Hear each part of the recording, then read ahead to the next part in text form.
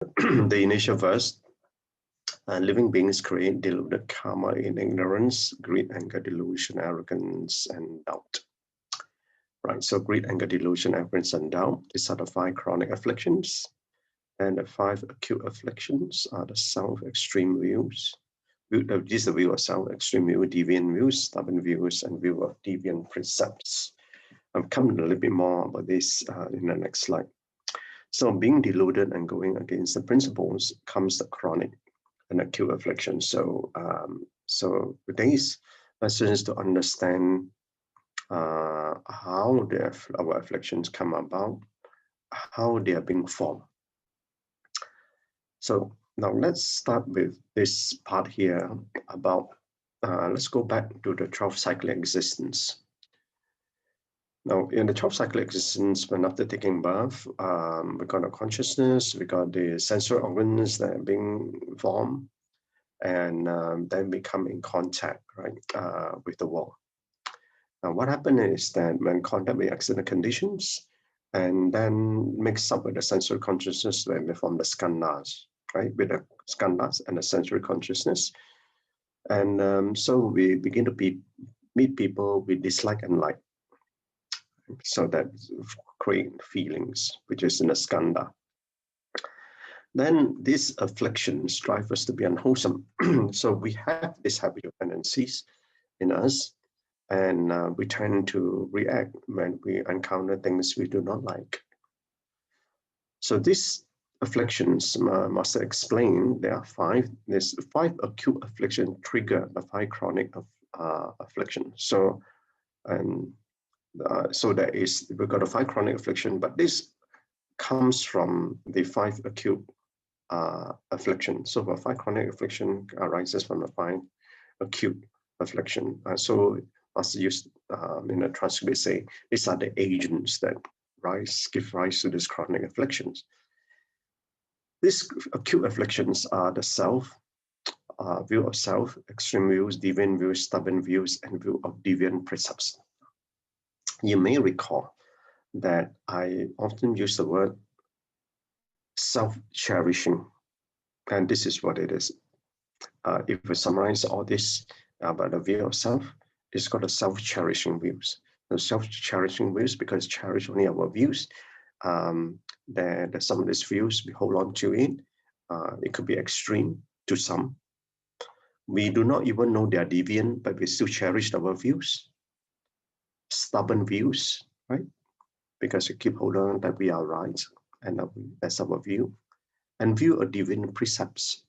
Now, these deviant precepts, it's important to understand this because there are many practices out there, and some of the precepts they undertake, some of the precepts change, some precepts are being added upon.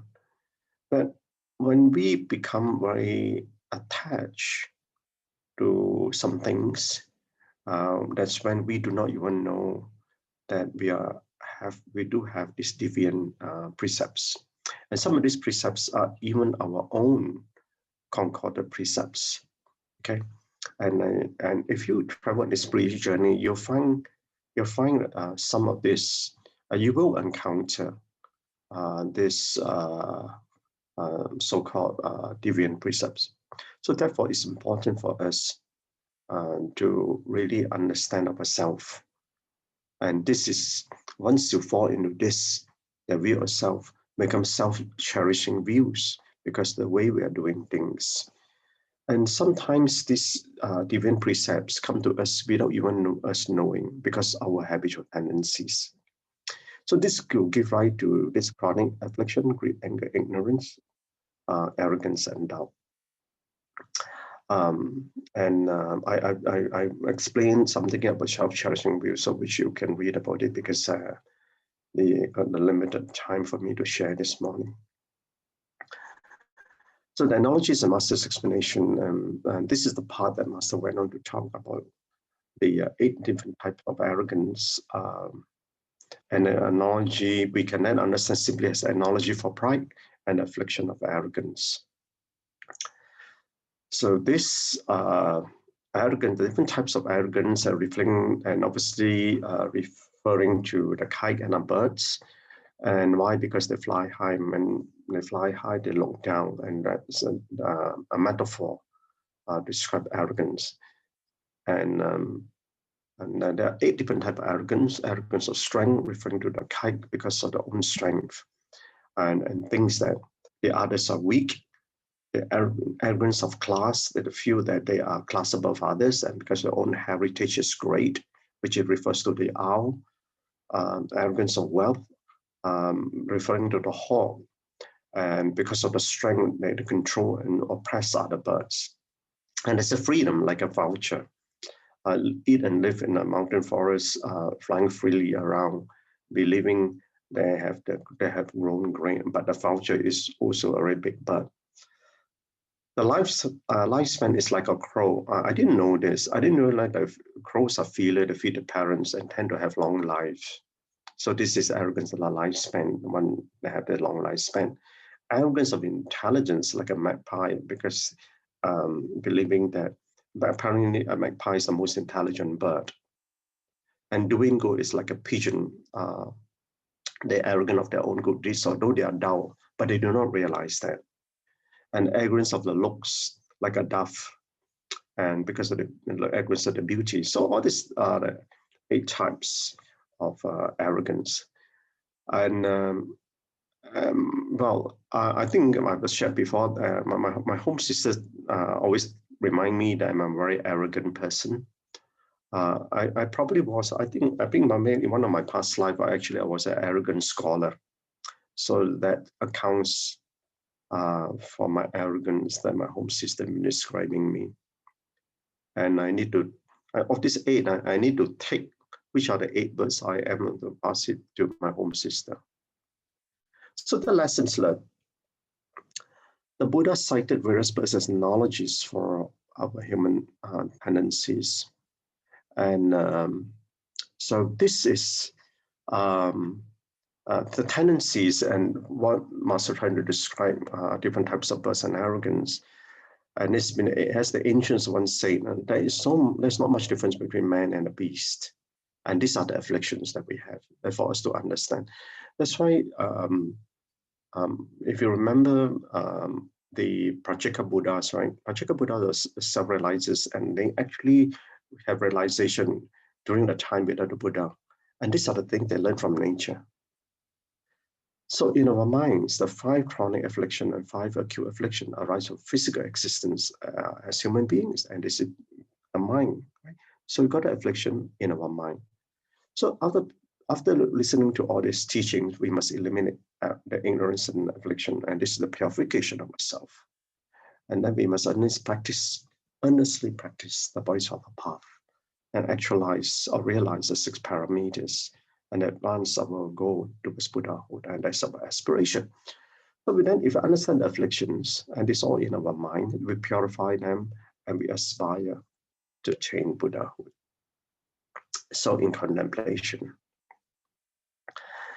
the afflictions in the character is a combination of unwholesome deeds that we have, which have become habitual tendency that strive for ignorance. So these afflictions, that because we keep repeating what we are doing without even knowing that it's unwholesome, and we accept that that is who we are, that's what we are, and this becomes our character. And because of a self-cherishing nature, right, as view of self, with the acute affliction, we do not know, and we keep repeating that. So the awareness consciousness will enable you to see your habitual tendencies. So then, how do we then be awakened so that we realize these unwholesome self-cherishing views? This is the awareness consciousness. So that's the reason why in the whole practice, unless you grow your consciousness, you'll never be aware of yourself. Okay, much that you know that you need to be aware of yourself, but you won't be able to realize that unless you grow your consciousness. So this is the awareness consciousness, that you will aware of your inner self. Then you'll be awakened to your own habitual tendencies. Then when you know, then you can renounce them by stealing your desires and emotion. In other words, when you realize who you are and what you do, and this arises from two things. One is desire and your emotion. And we able to steal them, you freeze them. And that's when you can do that. And do so in the midst of worldly winds. And it's worldly winds because we're householders, we'll still face them. And this is where, despite all the wind, you remain still with the desires and emotion. So on relationship, when the heart is settled with emptiness of desire and filled with virtues, so you empty your desires from yourself and you fill it with virtues, then the mind is still of this afflictive emotion, and that's where you can grow into harmonious relationships. Right. Thank you, brothers and sisters. That's all I have today. Thank you. Gan En so much, Brother Chin, for the round of wonderful sharing, wonderful insight. Yes, can we all on our video? I think the Brother Chin and the team need to leave us from Selamas. Sister Siu Ping is not